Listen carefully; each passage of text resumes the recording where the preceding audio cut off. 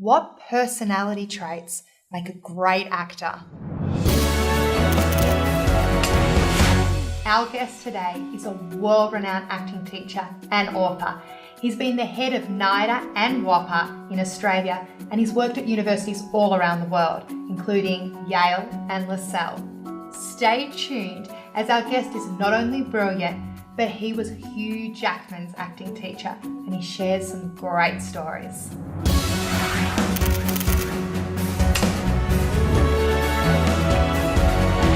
Happy Sunday, peeps. You're watching The Actor's Process. I am your host and acting junkie, Claire Elizabeth D. And today we're shooting in Sydney at the Actors Centre, and I am so thrilled to introduce to you our guest. He is the founding and creative director of Actors Centre, Dean Carey. Hey Dean, how are you? Very well, how are you going? Good, thank you. Thank you so much for joining us You're on welcome. The Actors Process. It's great to be here. So you have dedicated your life to acting over the last 30 years. So what's inspired you with this journey? I think I love the fact that great theatre and film and TV humanise us and remind us of our humanity and show us what we're capable of in every which way, and that we can come out of those experiences thinking afresh and maybe making different choices perhaps and seeing the world in a different way. And I love that fact, 'cause I've always been inspired by someone's potential. And my whole journey in life has been about finding ways to unlock potential in a human being, whether it be in the acting arena or the corporate arena. And seeing someone step out of their very narrow bandwidth, because most human beings stay in an incredibly small bandwidth of their potential and resources. And to see people open up that bandwidth and claim a bigger field of green for themselves has always been something that's fascinated me. And you have been the creative director of the Actors Centre for what, 26 years, 26 because we started years. it when I started when I was 26. Yeah. And then you've been the head of NIDA and the head of WAPA. So I'm guessing you've come across a lot of acting teachers. What makes a good acting teacher? Wow. Yeah. For me, it's having a room with clean energy. So there's no politics, there's no need to please or impress. There's no right and wrong in the room. So it's not like I'm the expert and the actor is an idiot, which is often the sort of the paradigm that a lot of acting teachers work in. They're the person who knows, and the person who's come to kneel at their feet don't know. And that's a real critical parent disapproving child relationship. So I think that's not in any way positive at all. So a clean energy, a vibrant room, a place full of play, where we ask the question, what's possible? Just what's possible with this scene, with this monologue, with this character, with this improvisation, with this relationship, like what's possible? What a great inquiry, that you don't get the same inquiry with pottery. I don't think you get different things from pottery, but with acting you get to look at what's going on in here, what's going on in here. And I love that inquiry. I think it's fantastic. So to have everyone like-mindedly in that same process is what makes a really good rehearsal room, I think. And the question of what's possible, not what's possible given who I know you to be. Like if we're working together, my question isn't what's possible given what you did in class last week, or what's possible given the successes or failures you've had. What's possible now? Just what's possible, exactly, right now. And then that means that I'm looking out for you and I want the best for you and I want the best for the scene and everybody in the room. And so we're all heading towards the arrow tip, which is to make something that really moves people, that calls their attention, that's worthy of their attention. So Dean, I've just finished reading your amazing book, The Acting Edge, and I can tell how much your heart and soul is in every word that you've written. And I love the title, The Acting Edge. How did that title come about? Oh, I had a list of about 3 meters long of titles I was going around with. But interestingly, I don't know why I thought this, but something came into my mind, and it wasn't morbid, but it was if I happened to not be around, if something happened to me, I'd want this to be on paper. I would not want to have this in my head. I wanted to get it out. So I hired a house up in Blackheath in the Blue Mountains. And for 13 days it was, I got up at 7 o'clock and wrote, and I finished about 2 o'clock in the morning. And I had a full floor-to-ceiling window of the Megalon Valley, and I just sat there and wrote and let it all just come out. And the acting edge, I don't know where it came from, but there was something in my mind about the edge where the audience and the actor take a leap of faith, where you leave the known and you leap into the unknown. And so you sort of leave the familiar and what's grounded beneath you, and you launch into some new idea, new relationship, new possibility, you know. And I thought that's the edge that actors and audiences go to. So when the curtain goes up, we're all making the leap of faith together. So Dean, in your book, you say there's no right or wrong way to say a line. Can you expand on that? Yeah, I think it's great to take away the idea that there is some sort of set path or form that line should take, and therefore the person's trying to find their way to ticking the box and going, oh, that's okay now. There is no okay, there is only what needs to be said. And once you get to the source of what the character is feeling, but basically the line is an inevitable communication based from something that's happened before. So they've got to say, get out of my life. They've got to say, come into my life. They've got to say whatever they've got to say. So once you connect to that, rather than trying to self-generate the outcome, lose the idea of the mode or the mood and get into what is exactly happening now and why it has to happen. And therefore, it'll just take care of itself in the end, hopefully. So obviously actors love the rehearsal process because you get that time to delve in and explore. But how do you actually shift from rehearsal to performance? Well, there comes a time when you're playing and testing and exploring and trying and inventing and being led by the lines and the energy and the other actor and the director's suggestions and the circumstances and the playwright's intentions and all the stuff is happening. Then you find moments, and I always say as a director to actors when I work with them, I don't know how this should be. And you never want to leave it there because the actors will start trying to find another director for them. But you say, I don't know how it should be, but I'll know it when I see it. And that allows them to go, well, great, he's as new to this as we are. Let's all find it together. So in that exploration, things will happen where I'll go, that's exactly what the character wants right now.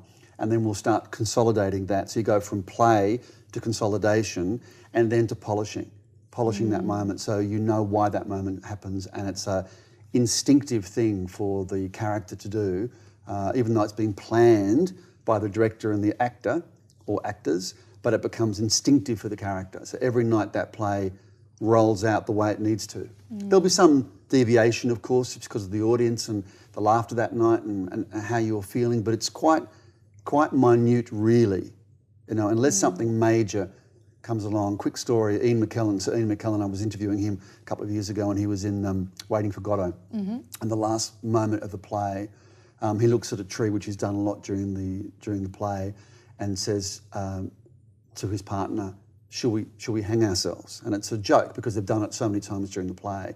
And then the stage directions are he gets the rope that's holding his pants up, goes to throw it over the tree and his pants fall down. Everyone laughs, they pull them up and they say, maybe tomorrow, and they walk off. That's the last line of Waiting for Godot. This night, Ian said he looked at the other actor and looked at the tree, and it struck him that maybe his character meant it for the first time. And he looked at the other actor and went, and then we should commit suicide. And the other actor went, like blinked at him going, what happened to the joke at the end of the show? But then Ian began pulling the rope from his pants. And other actors was looking and the audience were dead silent. Then he went and threw the rope up over the limb of the tree. And as he did, looking so serious, the intention was, this is it, the pants just fell down. And there was this sort of pathetic, and he just pulled them up and he said, maybe tomorrow. And they walked off. And Ian's boyfriend was directing the piece, and he came running backstage and went, "That's fantastic!" Like, change the play. yeah, that's just a great moment to end it. They found that on the night, and that's really unusual stuff like that. But it was the out-of-town tryout before they got to the West End, so they had time to find moments and what it wanted to be. But basically, you play, consolidate, and then you polish what that is, so you can go out there knowing exactly what you've got to do. So how about for auditions? Like, how do actors take command of their audition, but give themselves permission to be able to just let go? Yeah, well, so that's the great dance, isn't it? The great dance between attachment and commitment. There's such a huge distinction to be made there. Attachment will take the air out of it, will put you into a place of inauthenticity, will take you away from your instinct, will take you away from a sense of liberty and freedom, whereas commitment to the character, commitment to the circumstances, commitment to the other actor, commitment to you, to step into your best. I love that James Cagney line, who's an actor in the probably 40s, 50s, became a director. Just before my time. Yeah.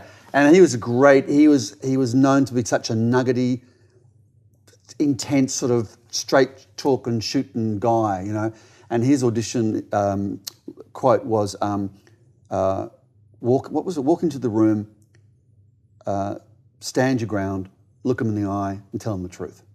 Simple as that. Yeah, simplicity is always best, isn't it? Yeah, so another interesting quick story I'll tell you about Hugh Jackman, who shared with me his tip for auditions. He goes along to an audition as if it's the first rehearsal. I've actually thought about doing that before. Yeah. It's now, yes, is it a little twisty thing in your mind that might work or might not work? Well, of course, everything has a shadow side. But he goes in there going, "Let's play. Let's work. Let's do this thing. We're already working together. Yeah, let's collaborate together now as if we're comrades. We're at the rehearsal." Yeah. And that's when I'm in the waiting room for an audition, I do the same thing. Instead of thinking of them as my competition, as actually actors that I might be working with, whether in this current project or another one. Exactly right. Yeah. So suddenly, because the human being's greatest fear is separateness. That's our greatest fear, that we don't belong. We won't connect. We won't be allowed to stay. And whether we're born with it or whether it's given to us through conditioning, that's our greatest fear. So of course, auditions are perfect to activate that frightened child, that little boy or little girl who shouldn't be sitting in a casting room going, "Pick me, pick me. Am I okay? Am I good enough?" So to walk in there as the adult and activate that person who's excited about the profession and who thinks, "Well, what if I already had the job and we were just playing right here and right now? How would that look? And if I walk out of the room and don't get the job, would I be okay with that? Well, of course I want the job, but let's say chances are I may not get it, but I might get the one after." So it's a great energy to be on the front foot with. So, Dean, what's your quote of the day? A quote I like and I think of a lot is clarity leads to power and power leads to the present. And what it means to me is that when you get clear on something, your energy returns. When you're not clear, you're in overwhelm, you're in confusion, there's a lack of clarity, and your energy goes sideways. But once you know what's going on, in acting or in life, then your power or your energy returns and it brings you straight back into the present moment. And I often think about that when I'm in any sense of confusion, lack of clarity or overwhelm or stress. I go, "What's going on here?" And once I get it, know what it is, I'm back in the moment. And today's viewer question comes from Freya Davies from UK. And she asks Dean, "In all your years of experience teaching the acting craft, you must have encountered a vast spectrum of characters. Do you think it is possible to define a particular temperament that lends itself most to the acting profession? And if so, how would you describe this temperament?" Wow, and how long do I have to answer that question? 10 seconds, go. I think there's a few things. The person needs to be comfortable with being seen and heard. Not all the time that's the case, but I find with theatre acting particularly, they need to be, "I want to share this with you and with everybody out there." Film can be a bit different. It's got to be someone who's got a keen interest in humanity and what goes on as well. And the psychology of the self. Yes. Yeah. Like be able to self-reflect and find, because when acting works, it's because it's recognisable. Audiences go, I get that. I may not agree with it, but I get that. So it's someone who has a real sense of inquiry about what makes us tick, who opens themselves up to us. And I think as well is excited by it. It shouldn't be hard work. And I think this is a great opportunity to mention that Hugh Jackman is actually a patron of the Actors Centre and actually has worked with you and studied with you before. So talking about character, tell us more about your relationship with Hugh and how you've seen him evolve. Well, from the get-go, Hugh just had a absolute workman-like, practical courage. He takes that into all his roles. And one of the interesting things I found about Hugh was as we talked over the years and years, he kept talking about the value system of the character. He finds his way in by what the person really truly believes. What's the most valuable to them right now in their life. Yeah. And because from that tip of the iceberg, everything else falls, rather than where are they coming from, what's happened in their past, what's motivating, even what do they want right now could even be superseded by a value system, you know. So he's always been someone, and Cruz and other actors love him because he just gets on with the job. And there's a real sense of, in Boy From Oz, recently, you know, with the Qantas choir who were waiting to go on stage each night, Hugh would go down the 4 flights of stairs, walk into their dressing room and go, "Girls, have a great night tonight." "Thanks, Hugh." You know? And out he goes. Well, he didn't have to go downstairs and do that. Not with all the stuff going on for him. But what he was saying was, "I'll see you on stage. I'll be out there with you." And creating that connection with who he's going to be on stage with. That means he won't be someone who's going to fall into a negative pattern in his life or it's going to cost too much. It shouldn't cost a lot to be an actor. There should be a great sense of pride and fun. So, Dean, this is my favourite part of the show. What's your daily habit? That's great. My daily habit is simple, but I look for the opportunity. I look for the opportunity in the conversation, in the connection, in the moment, in the conflict, in whatever it is. Not with any great sense of obligation around that, but looking for the space, looking for the gap, looking for the opportunity for something else to arise, which is why I love acting teaching so much, because I'm always looking for the opportunity, not just for the actor, but for the character to express themselves. So I'm always looking for that thing that will give rise to more life. So you've obviously written this amazing book, The Acting Edge, which covers all of the craft of acting and your journey with the craft, but you've also created this amazing online acting course. Can you tell us a bit about that? Yeah, I wanted to, because so many people now are sort of researching at home and doing sort of self-directed work from home. And there's one thing about being in a room, and nothing's going to replace that. But I see a lot of actors reading books and doing that sort of research and a bit of YouTube and things like that. And I wanted to create something that was so interactive that had the workbook, the book itself, research away from the screen, looking at films and relating all the things together with my audio commentary. So hopefully, week by week across the 8 weeks, the 8 essential elements of acting become so clear and defined.